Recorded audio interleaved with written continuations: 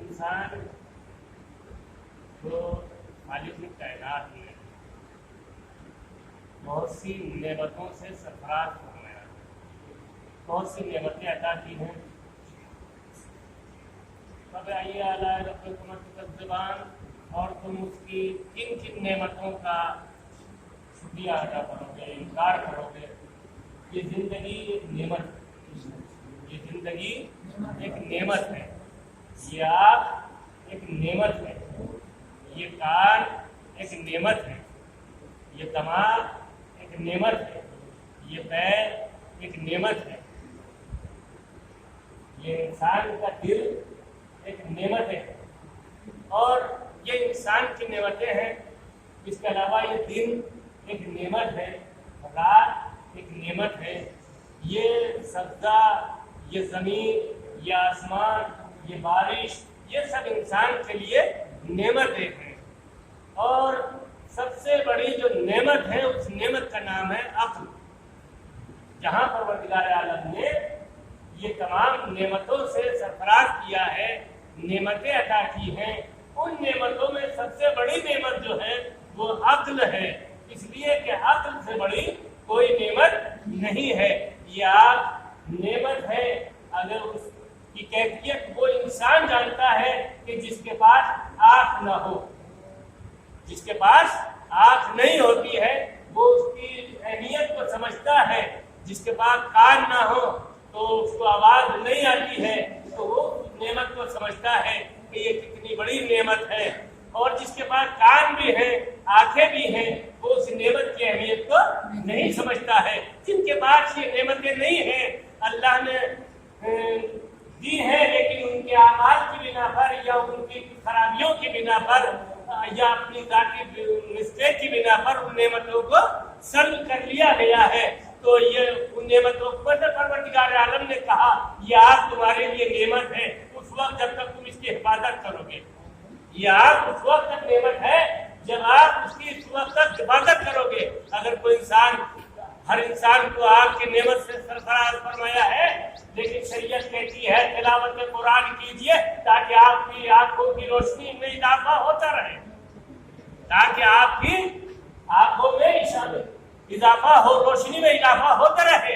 امام حسین کا تذکرہ ہو تو آنکھوں سے آنسو جاری کیجئے تاکہ آپ کی آنکھوں کی نعمت میں اضافہ ہوتا رہے. اور فطرت یہی ہے کہ جب آپ آنکھ سے آنسو نکالتے ہیں تو آپ کی آنکھوں سے گرم پانی نکل جاتا ہے.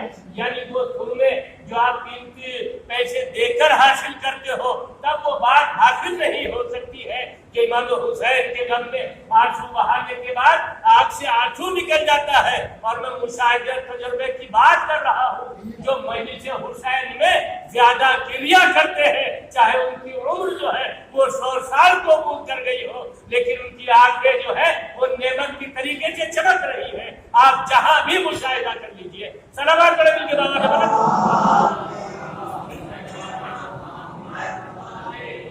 خود میں نے غور و فکر کیا ہے جو ذکر حسین میں آنکھوں سے آنسو بہاتے ہیں، ان کی آنکھوں سے وہ آنسو گرم نکلتے ہیں، ان کی روشنی میں اضافہ ہوتا ہے. یہ آنکھ جو ہے نعمت ہے.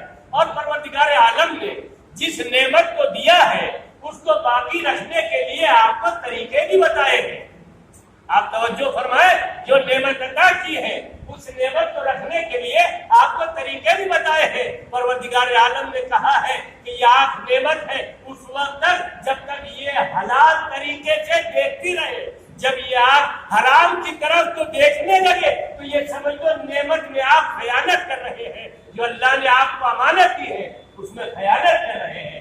یہ کان آپ کے لیے نعمت ہے تاکہ اچھائیاں باتیں سنیں، اچھی بات پہ غور کریں. لیکن آپ چغلخوری میں، غیبت میں ان کانوں کو لگاتے رہیں گے تو پروردگار نے جو نعمت آپ کو دی ہے اس میں آپ اس نعمت کا صحیح تصرف نہیں کر رہے ہیں. یہ تمام نعمتیں ہیں. یہ دل کی بھی نعمت ہے اور دماغ کی بھی نعمت ہے. یہ اس کو انسان کی ذمہ داری ہے کہ ان نعمتوں کو محفوظ رکھے. اور ان سب سے بڑی نعمت رات کی نعمت ہے. اللہ نے کہا دن بھر محنت کرو، رات کو آپ کو نعمت بنایا گیا آرام کے لیے. اب کوئی انسان دن میں تو آرام نہیں کرتا، دن میں تو کام نہیں کرتا ہے اور آرام کرتا ہے، رات کو جو ہے وہ کام میں مشغول رہتا ہے، وہ چوری کی شکل میں ہو یا کسی اور ہیرا پھیری کی شکل میں ہو، تو رات کو جو نعمت دی گئی ہے اس کا تصرف جو ہے وہ غلط کیا گیا ہے. ایک سلوات پڑھیں گے یا تو دن نعمت ہے، رات نعمت ہے. دن آرام کام کے لیے ہے، رات آرام کے لیے ہے. اگر آپ رات کو جاگ رہے ہیں عبادت کے لیے نہیں دوسرے کام کے لیے جاگ رہے ہیں تو اس نعمت میں آپ خیانت کر رہے ہیں. آپ یہ دن بھی ایک نعمت ہے. دن میں آپ کے لیے شریعت نے حکم دیا ہے حلال کسب کرنے کے بعد اپنے بچوں کے لیے روزی حاصل کیجیے. تو یہ جب نعمت ہے تو اس میں آپ کو فائدہ ہوگا. تو جیسے جیسے پروردگار عالم نے آپ کو نعمت دی ہے اس نعمت کا اقرار کرنا، اس نعمت کو باقی رکھنا یہ ہر انسان کی ذمہ داری ہے. اگر ان نعمتوں میں وہ خیانت کر رہا ہے جو پروردگار عالم نے نعمتیں دی ہیں تو یقیناً وہ پروردگار کی بارگاہ میں سربسجود نہیں ہے، وہ خالق کی بات کو نہیں مان رہا ہے. اور پروردگار عالم نے پھر عقل کو بھی نعمت بنایا ہے، عقل کو بھی نعمت بنایا ہے. اور بے عقلیں جو ہوتے ہیں ان کا ایک ورد ہوا کرتا ہے. بے عقلیں جو ہوتے ہیں وہ ان کا ایک ورد ہوتا ہے. کیا یعنی سب برابر ہے، سب برابر ہے. وہ بے عقلوں کا یہ ورد ہے کہ سب برابر ہے، جبکہ باپ اور بیٹا برابر نہیں ہو سکتے ہیں. توجہ ہے، ماں اور بیوی جو ہے وہ برابر نہیں ہو سکتی ہے، بیٹی اور دوسرا رشتہ برابر نہیں ہو سکتا ہے، ہر انسان برابر نہیں ہو سکتا ہے. لیکن بے عقلوں کا ورد کیا ہے؟ ہم سب برابر ہیں. ارے جو نبی کو اپنے جیسا بشر کہہ رہا ہو وہ انسان میں کیا تمیز کرے گا؟ صلوات پڑھیں گے بابا.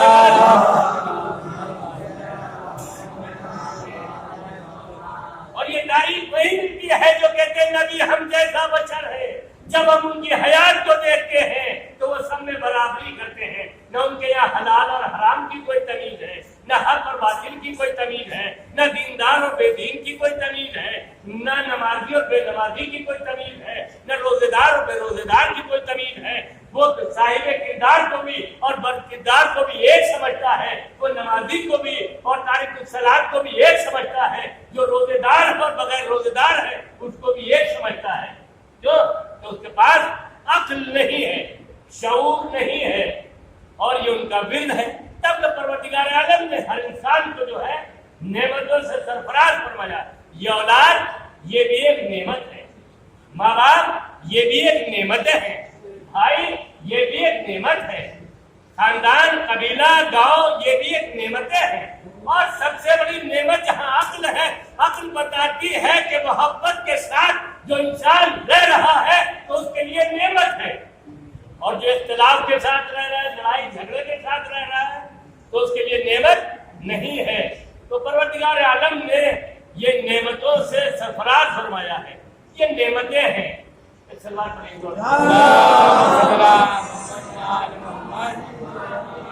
اور یہ شاعر اللہ ہے، یعنی اللہ کی نشانیاں ہیں. شاعر اللہ ہے، اللہ کی نشانی ہے. اور انسان ان نعمتوں کو نشانیوں کو، اللہ کی نعمتوں کو کیا شمار کرے گا؟ یہ شاعر اللہ ہے، نعمتیں ہیں، لیکن ایک نشانی عام ہوتی ہے، خاص ہوتی ہے۔ پرندے کا ہوا میں پرواز کرنا ایک عام بات ہے، پرندے کا ہوا میں پرواز کرنا ایک عام بات ہے، لیکن خانہ کعبہ کو مسمار کرنے کے ارادے سے آنا یہ اللہ کی نشانی ہے۔ کعبے میں آمد و رفت ایک عام بات ہے، لیکن نئے در سے آنا یہ اللہ کی نشانی ہے۔ تلاوت قرآن کرنا ایک عام بات ہے، لیکن آغوش رسالت میں چاروں کتابوں کی تلاوت کرنا یہ اللہ کی نشانی ہے۔ سقیفہ میں جا کر اجماعی اولا بن جانا ایک عام بات ہے، لیکن نبی کے ہاتھوں من کنت مولا فہذا علی المولا بننا یہ اللہ کی نشانی ہے۔ ایمان لانا ایک عام بات ہے، کل ایمان کی سند حاصل کرنا یہ اللہ کی نشانی ہے۔ ارے سنگریزوں کا ہاتھ میں اٹھانا ایک عام بات ہے، لیکن سنگریزے ہاتھ میں آ کر تسبیح و تحلیل کرنے لگے یہ اللہ کی نشانی ہے۔ صلوات پڑھیں مل کے بابا سے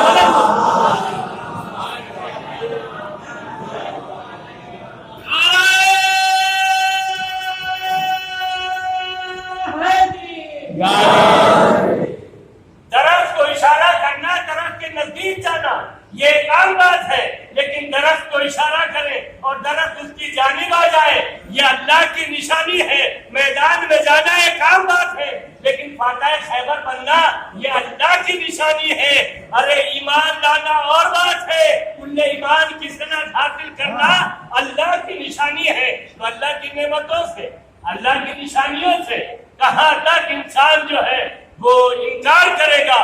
صحابی ہونا ایک عام بات ہے، لیکن اہل بیت کی سند حاصل کرنا یہ اللہ کی نشانی ہے۔ تو صحابہ کرام بخش جائیں گے، لیکن اہل بیت بخشوائیں گے۔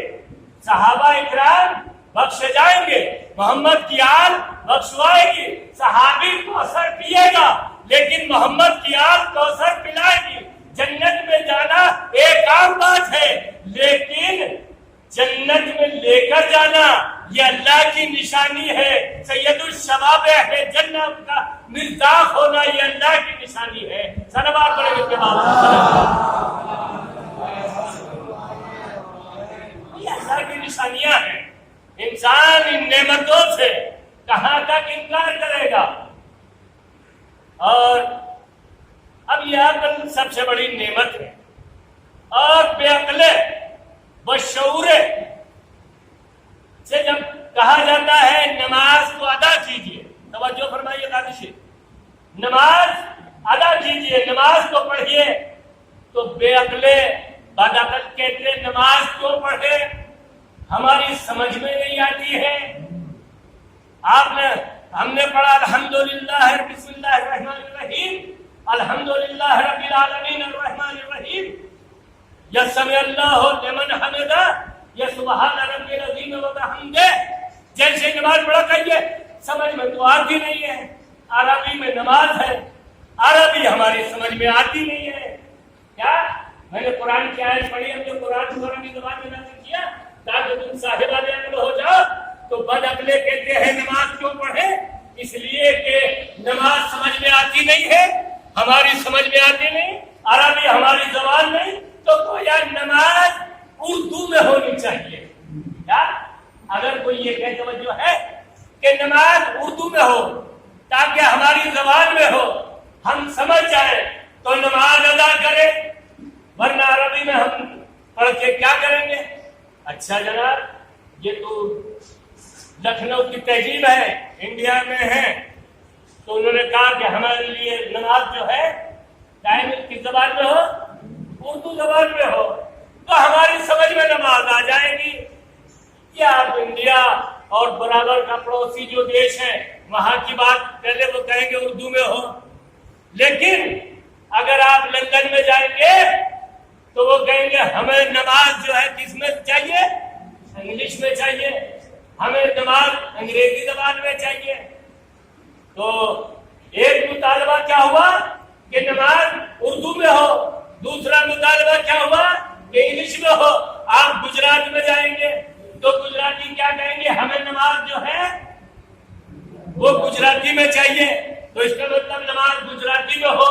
بنگال میں جائیں گے تو بنگالی کہیں گے ہمیں نماز جو ہے وہ بنگالی زبان میں چاہیے. ترکی میں جائیں گے تو ترکی والے کہیں گے ہمیں نماز جو ہے وہ ترکی زبان میں ہو. اب بتائیے پوری دنیا میں کتنی قومیں ہیں, کتنے زبانیں ہیں؟ جب تاریخ دیکھتے ہیں تو ہزاروں زبانیں. تو اس کا مطلب یہ ہے کہ نماز جو ہے وہ سینکڑوں اور ہزاروں زبانوں میں ہو. اردو والوں کی نماز علیحدہ, ترکی والوں کی زبان نماز علیحدہ, بنگلہ دیش والوں کی نماز علیحدہ. اب ہندوستان کا آدمی اور پہنچ گیا گجرات, اب اسے نماز ادا کرنی ہے. توجہ ہے آپ کی تو اسے نماز ادا کرنی ہے. اب وہ جیسے ہی پہنچا مسجد میں لکھا ہوا تھا گجراتیوں کی نماز ہے. کس کی نماز ہے؟ گجراتیوں کی نماز ہے. تو وہ گجراتی جانتا نہیں, تو وہ وہاں سے واپس آیا. اب اس نے سوچا چلو اور دوسرے وہاں کو چلے, تو وہاں پتہ چلا یہاں کچھی لوگوں کی زبان ہے تو وہاں بھی اردو زبان میں نماز لے. اور پتہ چلا کہ اس مسجد میں چلے تو پتہ چلا یہاں لندن والوں نے مسجد بنائی ہے اور یہاں انگریزوں کی نماز ہے, انگریزی زبان میں نماز ہے. یہاں تک وہ اپنی زبان کو تلاش کرتا رہا کہ میری زبان میں نماز ملے, اور نماز کا وقت ختم ہو گیا.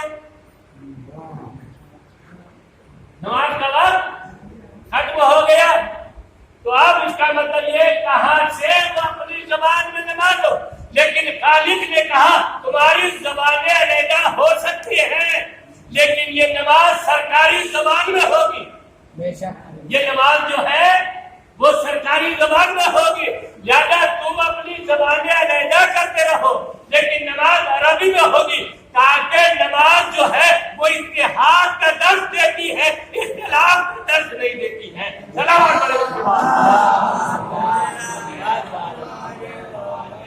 کیا نماز میں اتحاد ہو جائے, عربی ہو, اردو نہ ہو, گجراتی ہو, لبنانی ہو, ترکی ہو, انگریزی ہو, سب کو ایک زبان میں نماز ادا کرے تاکہ سب میں اتحاد رہے اور سب نماز ادا کر لگے. لیکن آپ پروردگار عالم نے کہا اے نافرمانو, اگر تم میری وحدانیت کو نہیں جانتے ہو, میں تمہیں نماز کا حکم نہیں دے رہا ہوں, لیکن یاد رکھو اگر تمہیں نماز کے بعد کچھ اپنے لیے دعا مانگنی ہے, اگر تم دعا کے طالب ہو تو جس زبان کے جاننے والے ہو اس زبان میں دعا مانگو. اگر اردو زبان کے جاننے والے ہو تو اردو زبان میں دعا مانگو. انگلش زبان کے جاننے والے ہو تو انگلش زبان میں دعا مانگو.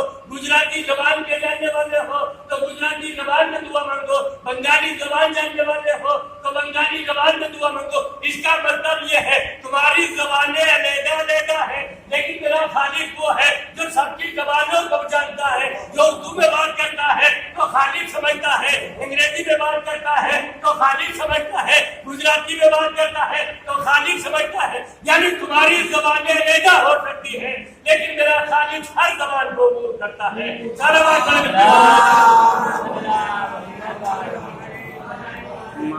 ایک اور سلوات پڑھیے.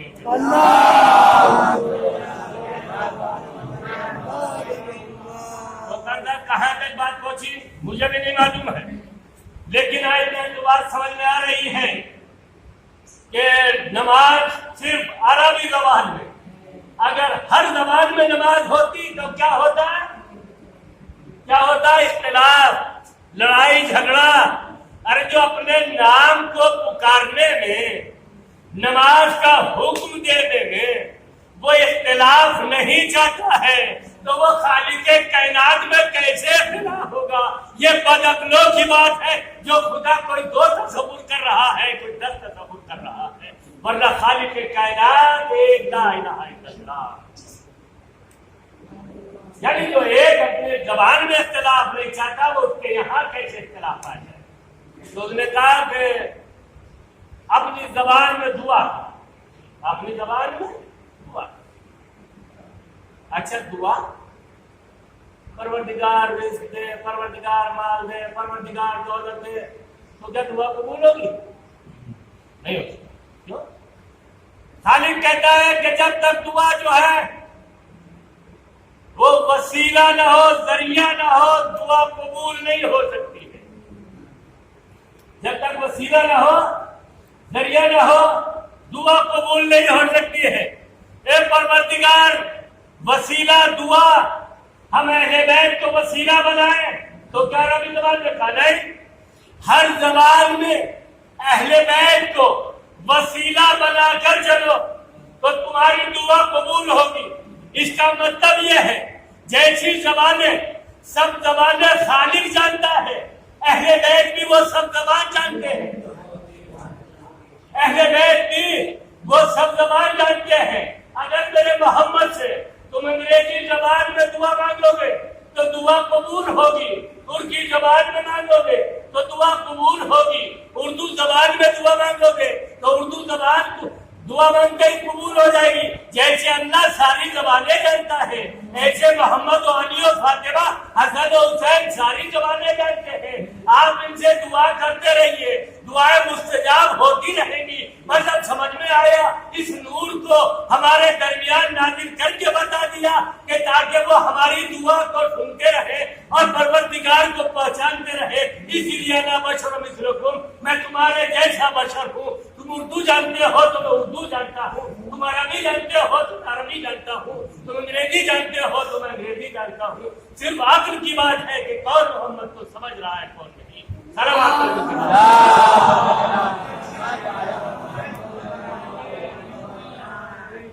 تاکہ تم صاحبان اپن ہو جاؤ تو ان کن کن نعمتوں سے تم انکار کرو گے۔ یہ نعمتیں ہیں، یہ شاعر اللہ ہیں، اللہ کی نشانیاں ہیں۔ اب ان نشانیوں کو آپ سمجھتے رہیے تو یقیناً کامیابی ملتی رہے گی۔ اور پروردگار عالم نے اس نماز کا حکم اسی لیے کہا کہ زبانیں تمہاری ہوں گی لیکن نماز سرکاری زبان جو خالق کی زبان ہے اس میں ادا کیجیے۔ اور جب یہ نماز درجہ قبولیت پر ہے تو سمجھو کہ حرامات قبول ہیں۔ ہاں، نماز کے لیے کچھ واجبات ہیں، کچھ پہلے باتیں ہیں۔ کیا؟ اگر آپ نماز پڑھ رہے ہیں تو پہلا مقدمہ کیا ہے؟ وضو۔ وضو پہلے وضو کیجئے، لیکن شریعت کیا کہتی ہے؟ وضو جو ہے وہ غاصب نہ ہو، چھینا ہوا پانی نہ ہو، چوری کا پانی نہ ہو، مضاف نہ ہو، نجاست ملی ہوئی نہ ہو، اس میں نجاست جو ہے ملی ہوئی نہ ہو، مصلح چوری کا نہ ہو، مصلح غاصب نہ ہو، تو آپ کے لیے حکم ہے کیا آپ نماز ادا کیجیے۔ اور بہت سی باتیں ہیں۔ جب آپ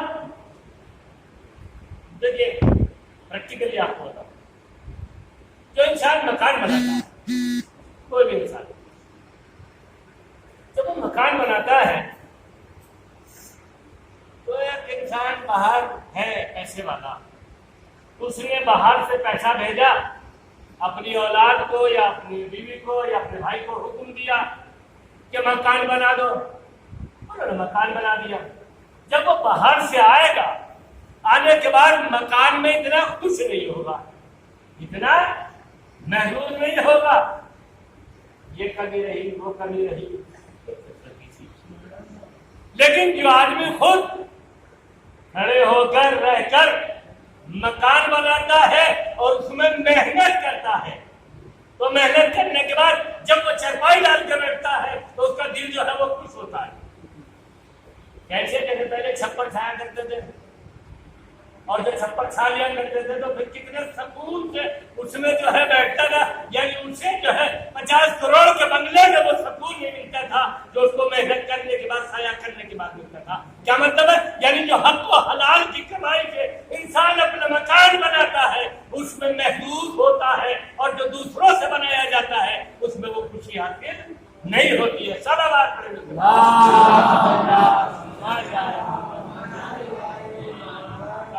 یہی نماز کی اہمیت ہے۔ اگر آپ کو میں مسلح دوں کہ بھائی لو اس میں نماز پڑھو، تو جہاں نماز آپ پڑھیں گے تو وہاں ثواب کو دینے والے کو بھی ملے گا۔ لیکن اگر آپ اسی مصلی کو خود خریدنے کے بعد نماز ادا کرتے ہیں تو اس کی زیادہ اہمیت ہے، اس کی زیادہ اہمیت ہے۔ کیوں کہ آپ نے خود اس میں وہ کیا ہے۔ اسی لیے حکم یہ ہے کہ اپنے مکانوں کو، اپنی عبادت گاہوں کو خاص خاص سے جو ہے وہ آپ استعمال کیجیے، ورنہ یہی شریعت چاہتی ہے، یہی شریعت چاہتی ہے، یہی قربانیاں دی ہے۔ بات سکتی تو دامن وقت میں گنجائش نہیں، 30 منٹ کا وعدہ تھا، 5 منٹ ہو گیا۔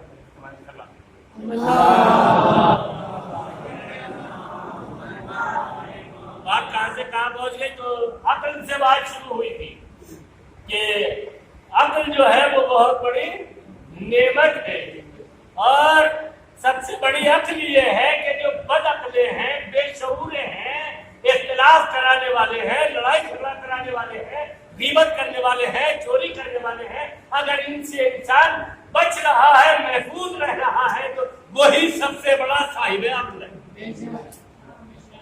صاحب عقل کون ہے؟ جو ان بے وقوف لوگوں سے، لڑائی جھگڑا کرانے والوں سے، فساد کرانے والوں سے، ادھر سے ادھر کرنے والوں سے بچ رہا ہے، اپنی اولاد کو بچا رہا ہے۔ میری اور ائمہ کی نگاہ میں وہی صاحب عقل ہے، یعنی وہ جو خود بھی صاحب عقل ہے اور بے عقلوں کے بعد بیٹھتا بھی ہے، ان کی بات بھی مانتا ہے، تو خربوزہ خربوزے کو دیکھ کر رنگ بدلتا ہے۔ تو جہاں آپ بدعقلوں کے پاس بیٹھیں گے تو آپ کی عقل میں بھی وہ بات حاصل نہیں ہو سکتی ہے۔ لہٰذا اپنے بچوں کو شعور عطا کریں، اپنے بچوں کو شعور دیں تاکہ صاحبان عقل ہو جائے۔ اور بچوں کے لیے معاشرہ تو بگڑ گیا، معاشرہ ماحول بگڑ رہا ہے۔ خدا سے ایمان سے دعا ہے کہ اس معاشرے کو پروردگار صحیح رکھے۔ اور میرا عزیزوں، بگڑنے کی دو ہی وجہ ہے، بگڑنے کی دو ہی وجہ ہے۔ رزق کا حلال، رزق کے حلال، رزق کے حلال نہ کھلانا بچوں کو بگڑنے کی وجہ ہے۔ ذہن پریشان ہو گئی، سمجھ آتے سے زیادہ بچ گئے جو ہم بھی تو رزق کے حلال کھاتے ہیں۔ بات یہ نہیں ہے، ایک انسان ہے کہ جو اس کے حلال کھلا رہا ہے، لیکن اسے معلوم ہے کہ میرا پڑوسی جو ہے وہ تارک الصلاۃ بھی ہے، میرے پڑوسی کے یہاں مال حلال بھی نہیں ہے، میرے پڑوسی کے یہاں بہت سی خرابیاں ہیں، لیکن وہ رشتہ داری کی بنا پر، پڑوس کی بنا پر، یا اور بہت سی باتوں پر اس کے یہاں جب فنکشن ہوگا تو چلا جائے گا اور وہ رزق حاصل کرے گا، کھائے گا۔ تو اگر کوئی انسان یہ چاہے کہ میں اور میری اولاد رزق حلال کھائے اور باقی بھاڑ میں جائے، تو سمجھ لو کوئی بچنے والا نہیں ہے۔ بچے گا کب؟ جب آپ خود بھی صحیح ہو اور دوسرے کو صحیح کرنے کی کوشش بھی کریں، دوسرے کو صحیح کرنے کی کوشش بھی کریں، تب یہ آپ صحیح ہو سکتے ہیں، ورنہ نہیں۔ ورنہ آپ سوچیں میں ہی حلال کھاؤں، دوسرا حرام کمائے، میں کھاتا رہوں، تو سب اس کو ملوث ہوں گے۔ بات سمجھ لو، بہت وقت نہیں ہے، بہت سی باتیں آ گئی۔ تو اولاد کو جو ہے ہماری ذمہ داری ہے کہ بشعور بنائیں، ورنہ یہ بچے، ان بچوں کے جب امام سے پوچھا کہ یا امام، نماز کو دل نہیں کرتا، روزے کو دل نہیں کرتا، اچھے کام کو دل نہیں کرتا، تو امام نے فرمایا 70 سال تک، بس ایک ہی حدیث، 70 سال تک ایک عابد کا عبادت کرنا ایک طرف، 70 سال تک ایک عابد کا عبادت کرنا ایک طرف، اور ماں باپ کے چہرے کی محبت کی نگاہوں سے دیکھنا ایک طرف، یعنی 70 سال کی وہ عبادت وہ ثواب نہیں رکھتی ہے جو اولاد، جوان اولاد ماں باپ کے چہرے پر محبت بھری نگاہوں سے نگاہ ڈالتی ہے اور ان کی اطاعت و فرما برداری کرتی ہے، تو 70 سال کی عبادت سے زیادہ ثواب رکھتی ہے۔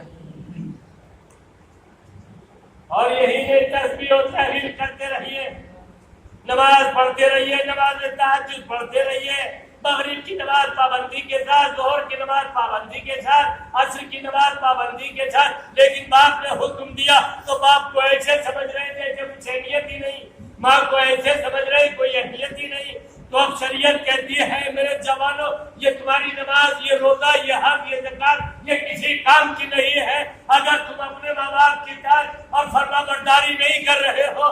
اگر سجدہ کسی کو جائز ہوتا تو پروردگار کے عالم خدا حکم کرتا کہ جوان اولاد جو ہے اپنے ماں باپ کو سجدہ کرے. صلوات پڑھے مل کے بابا.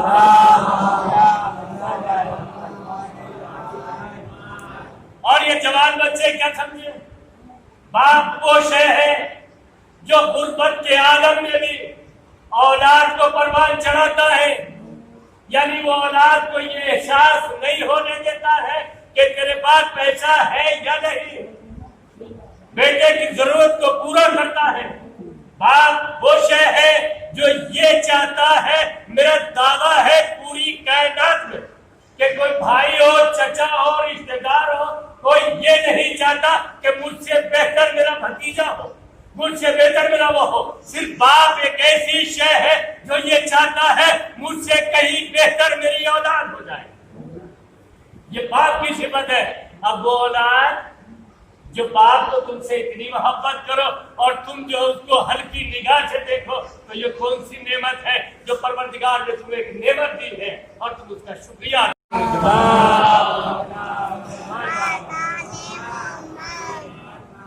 باپ ریڈڈ ہے، کمپنی ہے جو آپ کو دیتا ہے.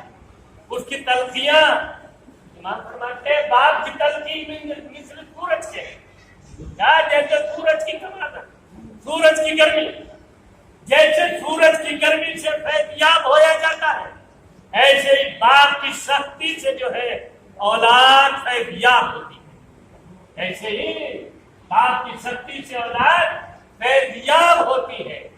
اور یہی شریعت نے کہا ہے اگر تم اطاعت والدین کرنے کے بعد دنیا سے جاتے ہو تو جنت تمہارے لیے حاضر، کوثر کی نہریں سلسبیل یہ تمہارے لیے. بس یقیناً یہ پوری کربلا کی تاریخ آپ کو بتائے گی کیسے کیسے اطاعت کی ہے. بہت سی باتیں رہ گئی لیکن ہاں 30 منٹ ہو چکے. چند جملے وسائل کے کیونکہ جوان کے اشارے ثواب کے میں دیکھے اور واقعہ یہ وہ غم ہے جو میں نے ابھی 2 دن پہلے مجلس میں عرض کیا تھا قاسم صاحب کہ یہ وہ جوان کا وہ غم ہے کہ جس کو برداشت نہیں کر سکتا. اگر یہ پتھر کے سامنے بیان کیا جاتا ہے تو پتھر دل جو ہے وہ رونے لگتا ہے. باپ کو رونا نہیں بلکہ عزیزوں کو، پڑوسیوں کو، رشتے داروں کو، جوان اولاد پہ گریہ کرنے کو دل کرتا ہے. اس لیے کہ یہ اولاد کی جدائی، یہ جوان کی جدائی، یہ ارمان، یہ تمنائیں، یہ آرزویں انسان کے دل میں رہ جاتی ہیں. یہ آرزویں، یہ تمنائیں، یہ ارمان یہ ماں باپ کے دل میں رہ جاتے ہیں. ازادارو ہاں خدا کسی جوان بیٹے کا غم کسی ضعیف باپ کو نہ دکھائے. یہ ازادارو ایک غمناک سانحہ ہے یہ غم کا، لیکن ہاں اتنا ضرور ہے اگر کربلا نہ ہوتی تو جوان کا غم برداشت نہ ہوتا، کربلا کی تاریخ نہ ہوتی تو جوان کا غم جیسی بیٹا جدا ہوتا صحیح باپ سرو سینہ ٹکرا لیتا، ماں بہنیں سرو سینہ پیٹ دیتی، پڑوسی سرو سینہ پیٹ دیتے. لیکن ہاں ارے کربلا ایسا غم ہے جہاں جوان جب جدر کا تصور آتا ہے، جب بھائی جدا ہو تو بازے جری کا تصور آتا ہے. آزادہ کربلا میں ایسے غم ہے. امام فرماتے ہیں جوان ہے، ارے کون کھڑیے جوان، ارے جن کی بہن شبرا کو شادی کا ارمان ہے، ارے تمام بیویاں اکبر پہ تمنا رکھی ہے، اکبر شبیہ رسول ہے. اب جب لوگ علی اکبر مدینے میں نکلتے ہیں تو لوگ کہتے ہیں ارے شبیہ رسول ہے. علی اکبر میں وہی صفتیں تھی جو رسول میں صفتیں تھی. عزادارو علی اکبر اتنے مہمان نواز تھے. ارے عرب میں دستور تھا اگر کسی کو کہیں رکنا ہے تو اگر آگ روشن ہے تو مسافر وہاں رک جایا کرتا تھا. علی اکبر کا دستور تھا صبح کو آگ روشن کیا کرتے تھے تاکہ کوئی مسافر ہو تو ہمارے گھر پہ رک جائے. اللہ اللہ اس جوان نے مسافروں کا اتنا اعتبار, لیکن یہی مسافر جب کربلا میں گئے لیکن ارے کئی باپ ہے, علی اکبر جوان ہے. علی اکبر آتے ہیں اور بوبی اماں سے کہتے ہیں اے بوبی اماں ذرا اکبر کو اجازت دیجیے. جناب زینب نے کہا میرے لال اپنی ماں ام لیلا سے اجازت دو. علی اکبر ام لیلا کے پاس آئے اور کہا والدہ ماجدہ اجازت. ام لیلا نے کہا اے میرے لال میں بچپن میں تمہیں بھوک دیجیے. اللہ تاریخ کہتی ہے ارے ثانیہ زہرا بھی علی اکبر بھی امام حسین بھی بیمار امام کے پاس پہنچے اور کہا بیٹا سجادت ملا الوداع کہہ رہے ہیں. ارے جیسے ہی الوداع کہا امام سجاد نے کہا عباس کہاں ہے, قاسم کہاں ہے. روایتیں دو روایتیں بتا رہی ہیں. امام حسین نے کہا یہ علی اکبر ہے حسین ہے. بس امام سجاد کہتے ہیں ارے پھوپھی اماں میری تلوار کو اٹھا کر لاؤ. امام سجاد نے جیسے ہی تلوار کو کہا امام حسین نے کہا بیٹا سجاد ارے کربلا کو میں نے کوفہ اور شام کو تمہیں پتا کرنا ہے. ارے واپس آیا حسین سے اجازت چاہیے. حسین نے امامہ اتارا اکبر کے سر پہ رکھا آسمان کو ہاتھ بلند کیے اے پروردگار ارے میرا وہ لال جا رہا ہے جو شبیہ رسول ہے. میرا دل چاہتا تھا رسول کی زیارت کروں. اکبر کی زیارت کر لیا کرتا تھا. عزادارو علی اکبر چلے لیکن ایک دو جملے جیسے علی اکبر چلے حسین نے کمر کو پکڑا. حسین پیچھے پیچھے چل رہے ہیں. علی اکبر نے کہا اے بابا تم تو اجازت دے چکے تھے. علی اکبر نے جیسے ہی کہا حسین نے کہا بیٹا اکبر اگر تم صاحب اولاد ہوتے تو بیٹا اندازہ ہوتا, لیکن عزادارو علی اکبر چلے. حسین نے ام لیلا سے کہا اے ام لیلا ارے ماں کی دعا بیٹے کے حق میں مستجاب ہوتی ہے. ایک بہادر پہلوان سے مقابلہ ہے. اے ام لیلا ذرا بیٹے کے حق میں ارے دعا کرو. لیکن عزادارو ام لیلا دعا کر رہی ہے. کچھ ہی لمحات کے بعد آواز جوان بیٹے سے آئی اے بابا ارے ذرا میری مدد کیجیے. عزادارو آواز کو آنا تھا. حسین نے کمر کو پکڑا, آنکھوں کی بینائی ختم ہو گئی. حسین جوان لال کے لاشے پہ پہنچے, دیکھا اس کو باہر ایڑیا رگڑ رہا ہے. بس قیامت ہو گئی. عزادارو حسین نے اکبر کے لاشے کو اٹھایا. بنی ہاشم کے بچوں کو آواز دی اے بنی ہاشم کے بچوں جوان کا لاشا ہے, ضعیف باپ ہے, ارے اٹھ نہیں رہا ہے, آ کر مدد کرو. روایت کہتی ہے اکبر کا لاشا حسین اٹھا رہے تھے, ارے خط زمین میں پیر دے رہے تھے. عزادارو خیمے میں لاشے کو رکھا, بیویوں نے ماتم کیا. زینب نے